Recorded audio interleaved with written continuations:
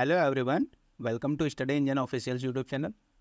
साथियों, जो Indian polity की एक एमसीक्यू की सीरीज चल रही थी जिसमें सारे महत्वपूर्ण प्रश्न कराए जा रहे थे जो प्रीवियस ईयर आपके पूछे गए हैं, तो ये उसका चौथा सेशन है। आइए उसके क्वेश्चन करना प्रारंभ करते हैं। देखते हैं पहला क्वेश्चन हमारा क्या है। तो पहला क्वेश्चन जो हमारा है वो है, the words secular and socialist were added to the preamble of the Indian constitution by the. भारतीय संविधान की प्रस्तावना में दो शब्द जोड़े गए, सेक्युलर और सोशलिस्ट, यानी समाजवादी और पंथ निरपेक्ष। ये किस संविधान संशोधन द्वारा जोड़े गए थे? ऑप्शन क्या क्या है? ऑप्शन आपके पास हैं 39वां संविधान संशोधन, 41वां संविधान संशोधन, 42वां संविधान संशोधन और 44वां संविधान संशोधन। तो जो इसका सही आंसर है वो आपका कौन सा है? ऑप्शन सी, 42वें संविधान संशोधन द्वारा प्रस्तावना में 3 शब्द जोड़े गए थे। दो तो यहाँ पे आपको मेंशन कर रखा है, कौन कौन सा? सेक्युलर और सोशलिस्ट। इसके अलावा एक और जोड़ा गया था, वो कौन सा था? वो था इंटीग्रिटी, अखंडता। ये 3 शब्द प्रस्तावना में जोड़े गए थे। और बात करें कि अब तक प्रस्तावना में केवल एक ही बार संशोधन हुआ है जिसके तहत ये 3 शब्द जोड़े गए हैं, सेक्युलर, सोशलिस्ट और इंटीग्रिटी। वही बात कर ले अन्य ऑप्शंस की, तो जो आपका 41वां संविधान संशोधन है वो आपका यूपीएससी जो होता है, लोक सेवा आयोग, उसमें जो एज थी वो 60 से बढ़ाकर 62 कर दी गई। और वहीं बात कर रहे 44वां संविधान संशोधन, ये भी आपका इंपॉर्टेंट हो जाता है। जो 42वें संविधान में संशोधन में कुछ संशोधन किए गए, उनको वापस से रिवर्स किया गया था 44वें संविधान संशोधन द्वारा। जैसे कि बात कर ले लोकसभा और आपकी विधानसभा है, जो उसमें अवधि इसकी कर दी गई थी 6 वर्ष 42वें संविधान संशोधन द्वारा। तो इसे वापस से 6 वर्ष से 5 वर्ष किया गया, किससे? 44वें संविधान संशोधन द्वारा। ठीक है, अगला क्वेश्चन देख लेते हैं। अगला क्वेश्चन हमारा है, by which names is our country mentioned in the constitution. हमारे संविधान में हमारे देश को किस नाम से या किन किन नामों से जाना जाता है? ऑप्शंस क्या क्या हैं? Bharat and India, option B Bharat only, option C Hindustan and India, option D Bharat, Hindustan and India. तो साथियों, जो इसका सही आंसर है वो है आपका option A, Bharat and India. अब ये चीज़ करनी क्यों पड़ी, इसके बारे में जान लेते हैं। तो बात करें, जो संविधान सभा थी हमारी, उसके जो सदस्य थे वो एकमत नहीं हो पा रहे थे नाम को लेके। कुछ लोग कह रहे थे इंडिया होना चाहिए और कुछ लोग कह रहे थे भारत होना चाहिए। तो अंततः जब संविधान बन के तैयार होना था, तो उस समय जब पहला आर्टिकल ऐड किया गया, उसमें साफ साफ मेंशन कर दिया गया, इंडिया यानी कि भारत राज्यों का संघ है। ठीक है, तो यहाँ पे 2 नाम हमें देखने को मिलते हैं, एक तो हमें देखने को मिलता है भारत और दूसरा इंडिया। तो ये चीज़ याद रखेंगे। अगला क्वेश्चन देखते हैं। अगला क्वेश्चन हमारा है, विच of the following word is not mentioned in the preamble of the constitution of India. इनमें से कौन सा शब्द ऐसा है जो भारतीय संविधान की प्रस्तावना में मौजूद नहीं है, मेंशन नहीं किया गया है? ऑप्शन क्या क्या हैं? ऑप्शंस आपके हैं, सोवरेन यानी कि संप्रभुता, डेमोक्रेटिक लोकतांत्रिक, सेकुलर धर्मनिरपेक्ष और फेडरल। ठीक है, तो जो इसमें नहीं मेंशन है वो कौन सा नहीं मेंशन है? ऑप्शन डी, फेडरल आपका संविधान की प्रस्तावना में कहीं भी मेंशन नहीं किया गया है। जैसे कि बात कर ले हम प्रस्तावना की, तो प्रस्तावना हमारी कैसे स्टार्ट होती है? We the people of India having solemnly resolved to Constitution of India constitute India into a sovereign, socialist, secular, democratic republic and to secure to all its citizens। तो आपको फेडरल कहीं नहीं दिख रहा होगा। ठीक है, तो फेडरल जो है शब्द कहीं भी मेंशन नहीं किया गया है। अगला क्वेश्चन देखते हैं। अगला क्वेश्चन हमारा है, the preamble of the constitution was amended bye. संविधान की जो प्रस्तावना है वो संशोधित की गई, कौन सा संशोधन द्वारा? देखते हैं ऑप्शन क्या क्या हैं। 17वां संविधान संशोधन अधिनियम, 24वां संविधान संशोधन अधिनियम और आपका 42वां संविधान संशोधन अधिनियम और 44वां संविधान संशोधन। अभी पहले क्वेश्चन में भी मैंने आपको बताया है कि जो प्रस्तावना है वो अब तक केवल एक बार अमेंड की गई है, यानी प्रस्तावना में जो संशोधन हुआ है वो अब तक केवल और केवल एक बार हुआ है। तो इसमें ऑप्शन आपका कौन सा सही हो जाएगा? ऑप्शन सी, 42वां संविधान संशोधन 1976 द्वारा प्रस्तावना में संशोधन किया गया और 3 शब्द जोड़े गए, कौन कौन से? समाजवादी, पंथ निरपेक्ष और अखंडता, ये 3 शब्द आपके जोड़े गए। वहीं बात कर लें 17वां संविधान संशोधन कब हुआ था, तो ये हुआ था आपका 1964 में, और ये संबंधित था 9वीं अनुसूची से जो उसमें संशोधन किए गए। 24वां संविधान संशोधन आपका 1971 में हुआ, और वहीं बात कर लें 44वें संविधान संशोधन की, तो ये 1978 में हुआ था। अभी मैंने पीछे को बताया था कि जो 42वें संविधान संशोधन द्वारा कुछ संशोधन किए गए थे उन्हें वापस से रिवर्स किया गया 44वें संविधान संशोधन द्वारा। आइए अगला क्वेश्चन देखते हैं। अगला क्वेश्चन हमारा है, which among the following is the correct expression of the term secular in India. इनमें से कौन सा ऐसा है जिसे हम एकदम करेक्ट यानी परफेक्ट मान सकते हैं सेक्युलर शब्द के टर्म में। जो भारत में सेक्युलर शब्द यूज किया गया है उसके टर्म में करेक्ट एक्सप्रेशन कौन सा होगा। ऑप्शन क्या क्या हैं, इंडिया हैज़ मेनी रिलीजियस, तो ये तो ठीक है, इंडिया के कई रिलीजियस हैं, कई धर्म को मानता है, लेकिन ये सेक्युलर को करेक्ट एक्सप्रेस नहीं करता। सेकंड ऑप्शन क्या है, इंडियंस हैव रिलीजियस फ्रीडम, भारतीयों को जो है धर्म की स्वतंत्रता है, ये भी सही बात है, लेकिन इसका सेकुलर से अभी भी कहीं लेना देना नहीं। Following the religion depends upon the will of an individual, धर्म को मानना इंडिविजुअल पे है, ये भी कोई ऐसी बात नहीं है जो सेकुलर को आपका एक्सप्रेस करे। There is no religion of the state in India, ये जो बात कही गई है कि इंडिया में यानी भारत में राज्यों का कोई धर्म नहीं होगा, ये रिप्रेजेंट करता है किसको, सेकुलर को। तो जो इसका सही आंसर हो जाएगा ऑप्शन डी, इसका जो सही आंसर है option D, there is no religion of the state in India. भारतीय संविधान में जो सेकुलरिज्म लिया गया है, धर्मनिरपेक्षता ली गई है, इसका पॉजिटिव कॉन्सेप्ट लिया गया है, ठीक है, जिसका मतलब है कि कोई भी राज्य ऑफिशियली किसी भी राज्य का ऑफिशियली कोई धर्म नहीं होगा, ठीक है। ऐसा नहीं है कि कोई हिंदू राष्ट्र है, कोई मुस्लिम राज्य है, ऐसा कुछ भी नहीं है, ठीक है।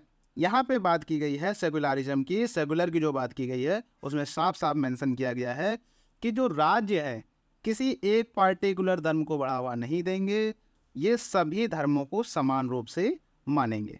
ऐसा कॉन्सेप्ट हमारे संविधान में सेकुलर को लेकर लिया गया है। अगला क्वेश्चन देखते हैं।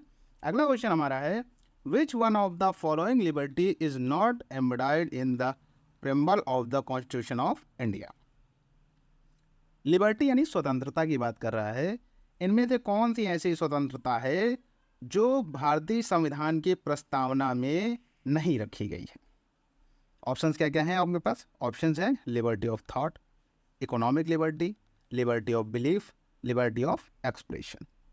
तो जो इसका सही आंसर है वो आपका है ऑप्शन बी, इकोनॉमिक लिबर्टी। ऐसा कुछ भी नहीं है, आर्थिक स्वतंत्रता की बात कहीं नहीं की गई है। जो स्वतंत्रता की बात की गई है वो कौन कौन सी की गई है आपकी, एक तो हो गई कौन सी, यहाँ पे 3 तो मेंशन ही है, थॉट, ठीक है। सेकंड आपकी हो गई बिलीफ, एक्सप्रेशन, फेथ और वर्शिप,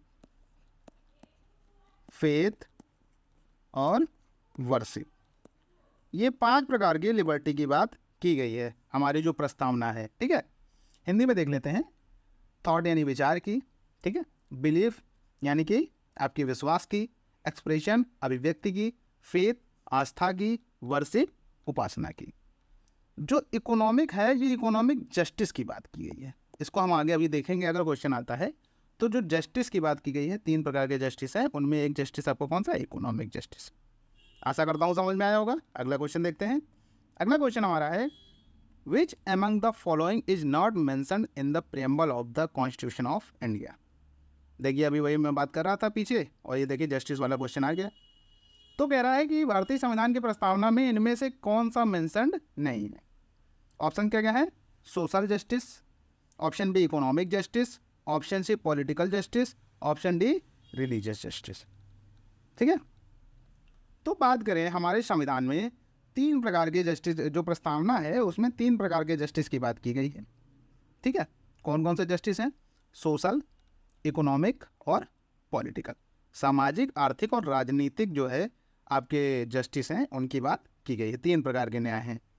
तो इसका ऑप्शन कौन सा सही हो जाएगा, ऑप्शन डी। रिलीजियस जस्टिस की बात कहीं भी प्रस्तावना में नहीं की गई है। जो प्रस्तावना में बात की गई है वो 3 प्रकार के न्याय की बात की गई है, सामाजिक, आर्थिक और राजनीतिक। अच्छे से समझ में आया होगा। अगला क्वेश्चन देखते हैं। अगला क्वेश्चन हमारा है, which part of the Indian constitution has been described as the soul of the constitution. Options आपके हैं, fundamental rights, the directive principles of state policy, the preamble और सिटीजनशिप। संविधान का कौन सा भाग उसकी आत्मा कहा जाता है? संविधान की आत्मा संविधान के किस भाग को कहा जाता है? ऑप्शंस आपने देखे लिए हैं, तो जो इसका सही आंसर है वो कौन सा है? Option C, preamble. प्रस्तावना को संविधान की आत्मा कहा जाता है। वही बात कर लें, जब अभी पीछे क्वेश्चन भी कराया हुआ है, जब आर्टिकल 32 की बात करेगा या वो कहेगा आपको डॉक्टर BR अंबेडकर के संदर्भ में, जब ऐसे क्वेश्चन पूछेगा तो वहाँ पे किसे कहा जाएगा? ठीक है, जो आर्टिकल 32 है संवैधानिक उपचारों का अधिकार, उसे कहा जाएगा संविधान की आत्मा, अगर BR अंबेडकर के संदर्भ में पूछा जाएगा। लेकिन आपसे अगर नॉर्मल पूछा जाएगा तो संविधान की आत्मा किसे कहा गया है? प्रस्तावना को कहा गया है। ठीक है, अगला क्वेश्चन देखते हैं। अगला क्वेश्चन हमारा है, Who among the following called the preamble of Indian Constitution the horoscope of our sovereign democratic republic? इनमें से किसने संविधान के प्रस्तावना को आपका हॉरोस्कोप कहा था? ठीक है, यानी कि एक तरह से कह देते हैं जैसे हॉरोस्कोप होता है, कुंडली या आपकी राशि फल जो होती है, वो किसने कहा था संविधान की प्रस्तावना को? ऑप्शन क्या क्या है? ऑप्शन आपका है, ए जवाहरलाल नेहरू, बी अल्लादी कृष्ण स्वामी अय्यर, सी NA Palkhivala, D KM Munshi. तो जो इसका सही आंसर है वो है आपका ऑप्शन डी, KM मुंशी जो है, इन्होंने संविधान के प्रस्तावना को हॉरोस्कोप कहा था। वही बात कर लें कि जो अय्यर जी हैं, तो इन्होंने कहा था दीर्घकालिक सपनों का विचार। अय्यर जी ने कहा था दीर्घकालिक सपनों का विचार, इन्होंने प्रस्तावना को दीर्घकालिक सपनों का विचार कहा था। और NK पालखीवाला जी है, इन्होंने इसे संविधान का परिचय पत्र कहा था। प्रस्तावना को इन्होंने संविधान का परिचय पत्र कहा था। अगला क्वेश्चन देख लेते हैं। अगला क्वेश्चन हमारा है, who has termed constitution a sacred document? एक पवित्र आपका डॉक्यूमेंट किसने कहा था संविधान को? संविधान को एक पवित्र डॉक्यूमेंट किसने कहा था? ऑप्शन क्या क्या हैं? BR अंबेडकर, महात्मा गांधी, दीनदयाल उपाध्याय और मोहम्मद अली जिन्ना। तो इसे तो आप एलिमिनेशन मेथड से भी कर सकते हैं। देखिए, जिन्ना जी होंगे नहीं, दीनदयाल उपाध्याय भी नहीं होंगे और महात्मा गांधी भी नहीं होंगे। तो जो इसका सही आंसर हो जाएगा कौन सा हो जाएगा? ऑप्शन ए, BR अंबेडकर ने इसे सेक्रेड डॉक्यूमेंट कहा था। तो हमारा संविधान है, इसे BR अंबेडकर ने सेक्रेड डॉक्यूमेंट कहा था। अगला क्वेश्चन देखते हैं। अगला क्वेश्चन हमारा है, in which of the following case supreme court held that the preamble forms part of the constitution? इनमें से किस केस में सुप्रीम कोर्ट ने कहा था कि जो संविधान प्रस्तावना है वो संविधान का अंग है? ऑप्शन है आपके, union of India versus doctor KF Kohli, B option है Banarasi Das versus state of UP, C option है Mumbai versus union of India, और डी ऑप्शन है Malak Singh versus state of Punjab.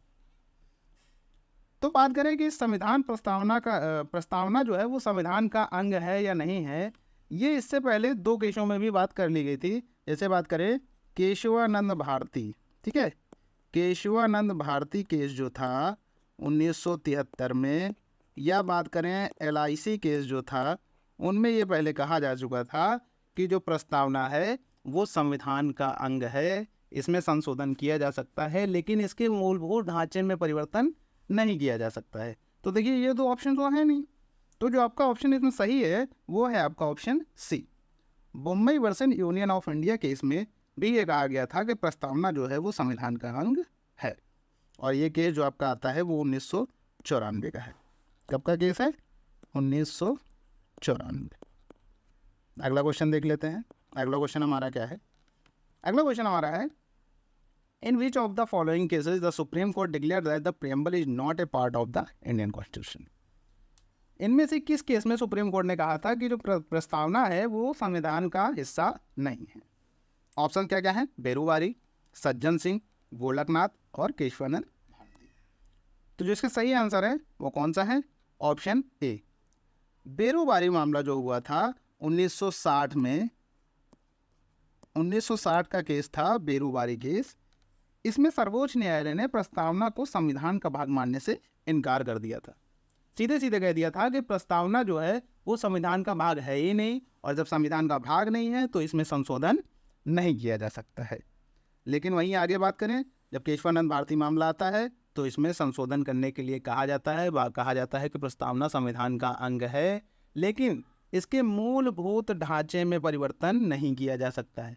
इसी के तहत हमारा पहला संशोधन होता है प्रियम्बल में 1976 में, 42वां संविधान संशोधन जो होता है, और उसके तहत 3 शब्द जोड़े जाते हैं। कौन कौन से? समाजवादी, पंथनिरपेक्ष और अखंडता। अगला क्वेश्चन देखते हैं।